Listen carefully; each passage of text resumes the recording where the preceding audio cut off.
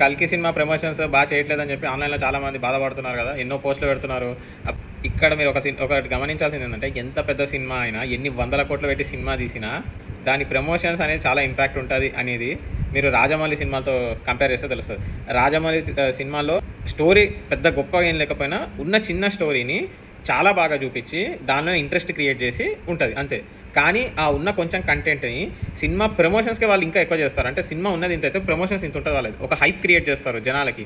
ఆ హైప్తోనే వాళ్ళు వందల కోట్ల బిజినెస్ చేయడానికి ఛాన్స్ ఉంటుంది. కల్కి సినిమా చూస్తా, బుజ్జి అనే ఒక కారు అదొకటి కొన్ని స్టేట్స్లో అక్కడక్కడ తిప్పారు, ఏదో 2 రోజులు అట్లా న్యూస్లో వచ్చింది. తర్వాత ఎవరికి ఎక్కువ దాని గురించి పట్టింపే లేదు, దాంతో ఒక సినిమాకు ఒక హైప్ ఎక్కువేం పెరగలేదు. అదే బుజ్జి కారు రాజమౌళి సినిమాలో కనుక వాడుంటే ఇంకా దాన్ని ఎట్లా ప్రమోట్ చేసేవాళ్ళంటే, నరేంద్ర మోడీ కాన్వాయ్లో ఈ కారు పెడితే చాలా బాగుంటుంది ఏమో, అంటే పెట్టాలి అన్నారు, పెడితే బాగుంటుంది ఏమో సెక్యూరిటీ పరంగా.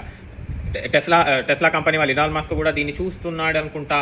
ఇండియాకి కనుక ఎలాన్ మస్క్ వస్తే ఒకసారి బుజ్జి కార్ ఎక్కించడము, అవసరమైతే ఈ కార్ని అమెరికాకి తీసుకుపోయి అక్కడ ఎలాన్ మస్క్తో ఒక రైడ్ వేయించడము, లేకపోతే బైడెన్తోనో ట్రంప్తోటో, అవసరమైతే ఈ హాలీవుడ్ సినిమా కాబట్టి ఆ రేంజ్ దాకా తీసుకెళ్లడము, ఈ లెవెల్లో ఉండేది వాళ్ళ ప్రమోషన్. సినిమాలో ఈ కొత్త భాష కనిపెట్టాం కలికి అనేది చెప్పారు కదా. సో జనాలకి ఏదో అన్నట్టు ఒక హైప్ లేపేస్తారనమాట. రాజమౌళి సినిమాలకి వేరే వాళ్ళ సినిమాలకి డిఫరెన్స్ ఎక్కడ వస్తుంది అంటే, Rajamouli is a more business person than being a director అనమాట. ఆయనకి బిజినెస్ మార్కెటింగ్ టెక్నిక్స్ కానీ ఇవన్నీ ఆయన చేసినంత బాగా ఇంకెవరు చేయట్లేదు. అందుకే ఇండియాలో అంత బాగా పేరు తెచ్చుకున్నారు ఆయన.